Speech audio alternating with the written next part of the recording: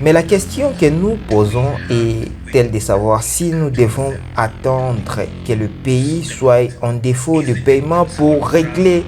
N'est-il pas possible pour nous de les régler avant la falaise? Et c'est la conversation que nous avons. Et je vais conclure en disant ceci. Cette fois-ci, nous allons être une famille sur la table. Peu importe à quel point cette conversation est inconfortable, peu importe qui ennuyons, nous allons être ici jusqu'à ce que nous soyons durs, jusqu'à ce que nous ayons raison. Comme je dis ce matin, comment passer du potentiel aux opportunités et comment transformer les opportunités dont nous disposons en emploi, en investissement et en industrialisation, fabrication et croissance. C'est vraiment ce que nous devons faire. Et fondons les centres et les grands éléphants. Où va l'argent vienne de comment nous allons financer notre transition des opportunités à la croissance. Et à mon avis, il y a 3 domaines sur lesquels nous devons nous concentrer. En premier, on doit se concentrer sur lequel trouver de l'argent ou des ressources ou un financement numéro 1 à une grande échelle. Et numéro 1 et le numéro 2 est adorable aussi. Le numéro 3 qui est accessible. Et c'est pourquoi nous avons insisté sur le fait que même si nous apprécions la contribution de nos institutions multilatérales de développement, l'architecture financière actuelle pour soutenir nos progrès, ce qu'elles font est bien, mais c'est insuffisant parce que notre défi actuel sont aggravés. Nous ne sommes pas confrontés à une situation normale. Nous ne sommes pas confrontés à la situation pour laquelle ces institutions ont été construites et il est donc important pour nous de réaligner nos sources de financement avec les réalités du moment. À l'heure actuelle, nous avons besoin d'une augmentation des ressources de développement. Et c'est pourquoi nous parlons d'échelle.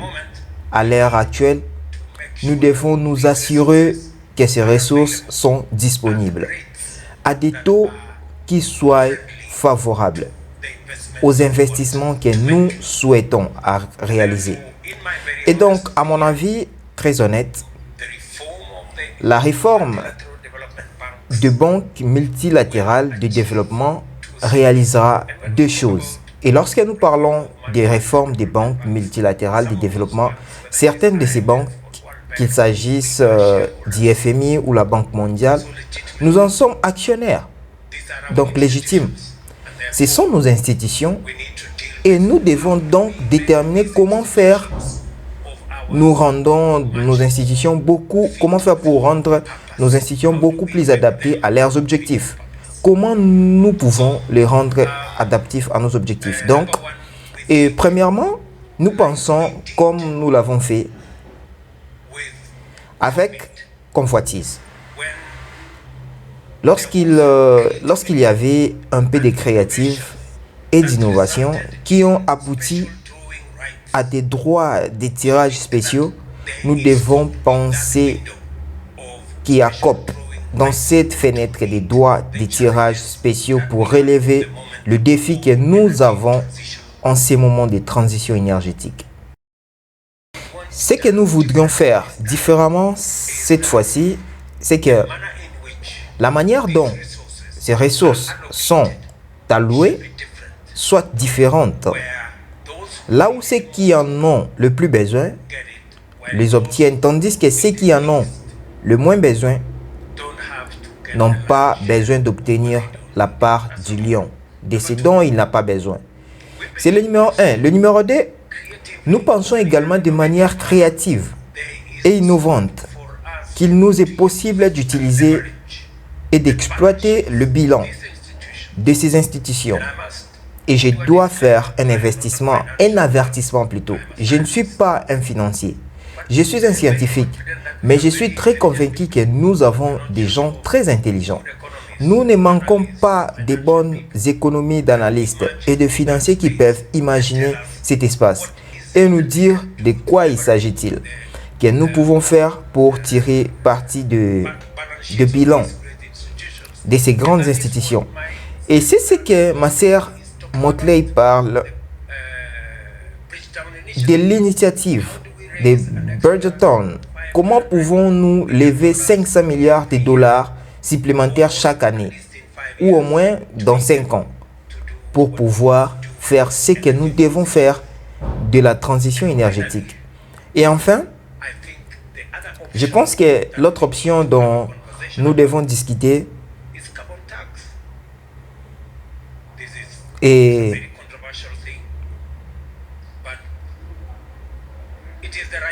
la taxe sur la carbone. Peut-être nous devons avoir une conversation sur la taxe carbone, si nous voulons augmenter l'ampleur des ressources nécessaires à la transition énergétique. Nous devons avoir une conversation sur la taxe carbone. En fait, le chiffre en parle. Le FMI il a fait beaucoup de travail autour de ces sujets.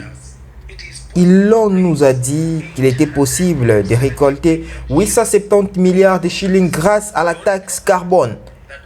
Le seul problème que le FMI nous signale est qu'il y a une volonté politique insuffisante et qu'il y a des défis avec la volonté politique, sûrement confrontée à une menace inexistante pour l'humanité. Nous ne sommes pas capables de maîtriser la volonté politique d'y parvenir et permettez-moi d'y réfléchir encore une fois. Le Parlement européen a déjà envisagé la taxe sur les transactions financières comme un moyen de lever des ressources pour lutter contre les changements climatiques. Et en fait, ils sont allés jusqu'au Parlement. Donc, l'idée d'une taxe sur le carbone n'est plus lointaine. Nous devons la voir fermement sur la table. Et enfin, professeur, nous faisons ces suggestions parce que nous sommes pratiques. Nous traitons des situations pratiques comme je l'ai dit ce matin. 9 pays ont déjà sombré dans les précipices. De nombreuses sommes sur le point de sombrer dans les surendettements à cause des taux d'intérêt élevés et du changement climatique. À moins que nous n'y parviennons pas et n'imaginons pas que nous ne sommes pas dans une situation difficile, d'autant plus que nous étions à Paris. Il est vrai que l'on a trouvé des moyens de traiter avec le pays qui ont déjà un défaut de paiement. Mais la question que nous posons est telle de savoir si nous devons attendre que le pays soit en défaut de paiement pour régler. N'est-il pas possible pour nous de les régler avant la falaise? Et c'est la conversation que nous avons. Et je vais conclure en disant ceci. Cette fois-ci, nous allons être une famille sur la table. Peu importe à quel point cette conversation est inconfortable, peu importe qui ennuyons, nous allons être ici jusqu'à ce que nous soyons durs, jusqu'à ce que nous ayons raison.